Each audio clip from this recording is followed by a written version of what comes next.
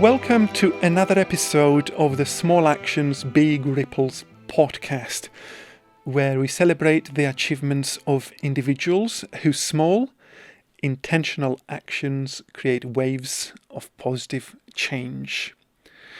In this episode, I welcome to the studio Sam and Paul from the charity Aquarius, whose mission is to offer a range of free recovery-focused services across the Midlands.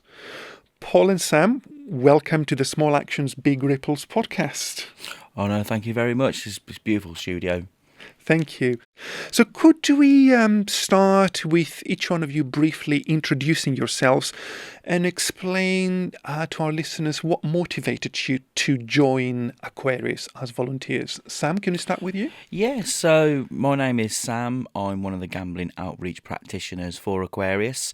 My sort of backstory into getting into this job was essentially starting off as a lived experience. I had a gambling problem myself. Spent about £60,000, which was a lot of money back in those. So also with me as well, I working for the industry. So I worked in the bookies for about 4 years, and I worked for an online industry as a safer gambling officer for an extra 2. So with that, my sort of morals essentially changed because I was helping people, but I was helping it for the business side of things. So I wanted to do a bit more I wanted to help people more instead of actually having the business side of it, because I generally do care for people. And yeah, that was pretty much my story of how I came of a gambling problem to essentially helping people now talk about their addictions. And your motivation, you're a very empathetic person from the sounds of it. Paul, what about you? So myself, like Sam, I'm lived experience with gambling myself. Went through the Aquarius programme, obviously to support me, which give me the empathy to want to volunteer and give my time. So then obviously I became a volunteer with Aquarius. Very interesting background from both of you, and well done for using that lived experience to help others. Why is your organisation's work, in your opinion, so vital for the communities you serve? Because obviously with gambling, it's more of what I would see as a hidden addiction, and no one sees it. It's very secretive. So other than sort of you're looking at sort of like your drugs, your alcohol, you can see that person's struggling with that addiction. With Aquarius, it's hidden. The only way that you find out is when you do a financial check, where you see sort of like dips in with their finances, where they're drawing lots of small amounts of money. So it's not like big amount, it's that small amounts of money that you got to look at. Obviously, looking back at myself, with me and my gambling, I used to go to the pub and draw 20 quid out the cash machine, get myself a pint, the rest of it would go on the fruit machine, I'd lose it. So then I would go back to the cash machine, draw another 20 quid out. And then obviously that cycle was always there. So it's not just, it's looking at basically that type of thing and obviously that's why I see Aquarius being very vital within sort of like the Midlands and West Mercia. I suppose from what you've just explained, it is important, the first step as always, with any behavioural issues like that, is to recognise, for the individual to recognise themselves that there is an issue and seek help. So was, for you, Aquarius the first people who you approached? See, my first approach was Gambling Anonymous, and they basically mentioned GA, which is Gambling Anonymous, but they only did group sessions. With me, I didn't want that. I wasn't a person to speak about my problems within a group setting. They then basically mentioned Aquarius to me, which offered a one-to-one support, which that was my take. Yeah. So was that personalised support? Yeah, it was more that Aquarius offered, that one-to-one. Yeah. Thank you for sharing your story. And Sam, Aquarius has been operating, from what I understand, for over 40 years now. What advice would you give to people seeking support? I think one of the major things is just being honest with yourself if they're seeking advice for, and also reaching out to people as well, because we try to reach out as to many different communities as possible. So we have different leaflets in different languages as well. So like I said, we don't want to leave anyone sort of out in the dry, if you will. So that being said, in the sense of the advice that we would give is more sort of, we're here and we're willing to give that training as well and give that free support and free advice, and we are here for any questions that don't open up as well. Fantastic, and I've looked at your website and you offer a lot of advice there as well. So that's all great. Could you share a story where Aquarius made a tangible difference? How are you reaching different communities? Yeah, so it's just getting out in the community, and like Sam said, we've got our different languages brochures, so it's obvious to reach that demographic area where we are trying to reach, which is your Muslims, your Sikhs. It's just getting out there and getting within the community and just almost being active, yeah. Increasing visibility, increasing your reach, really important. And I didn't know that you've got, like you said, leaflets and information in all different languages. Super useful, because these kind of addictions affect everyone. It doesn't. I every time because I do talks for a lot of GPs and all that, and one of the questions pops up is, who has a gambling problem? Everyone. Doesn't care about your age, doesn't care about your beliefs, it doesn't care about your race, it doesn't care about anything. If it can get you, it will get you. Indeed, it could affect anyone. Yeah. So Sam, is there a recurring obstacle you encounter time and time again, and how do you help? Because we are client-centred as well, the issue we have with it is more the sense of trying to reach those communities. That's one of the biggest issues that we have. I think that's right on that one, aren't we, Paul, where we go out to these places and say, look, this is what we can offer, this is what we can do. And there's almost like a stigma behind the word addiction, if you will, because people don't like hearing the word addiction. They just kind of go, oh, I haven't got an addiction. But I say to a lot of people, it doesn't have to be you that's going through the addiction. It could be a friend or a family, because we offer support for family and friends as well. And I said it could be affecting you.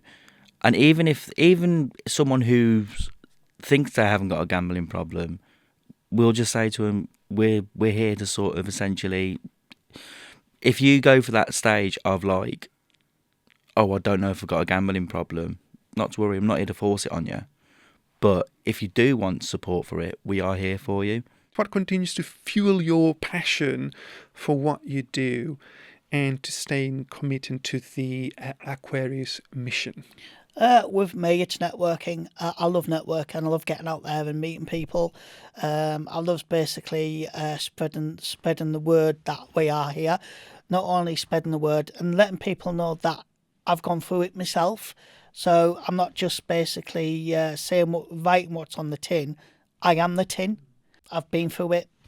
What I'm saying, I know how we can support people. So my passion is meeting new people, getting out there, and just mixing in with the community and getting as much out there as possible. And it's really important what you've just said, using your own lived experience, because that will become instantly relatable to so many people. And what about you, Sam? What motivates me?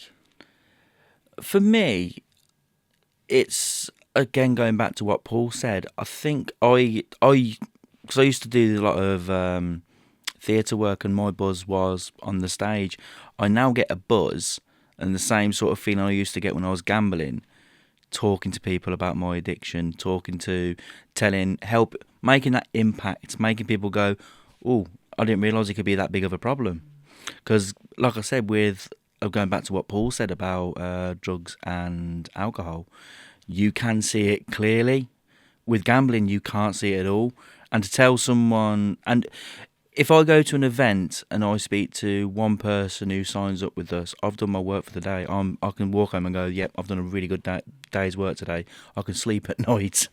I suppose there isn't a greater feeling when you know that you have helped a fellow human being who's in crisis. Yeah. And it's such, it's such a rewarding job this is, as in the fact that I generally do go home and I generally do sleep well, because knowing that I've done good for today. I can imagine. Well done. I mean, I'll give you an example of some of our outreach work as well. I mean, we do Wolverhampton Racecourse, which someone who's spouting that gambling harm and working at a racecourse for where one of the major sort of things is happening, we get quite a few people come up to us and go, I think I have got a gamble. We say to a lot of people, we're not there to stop you gambling. We're there to turn around and go, do you know where to go when you lose control? That's very important. Very important.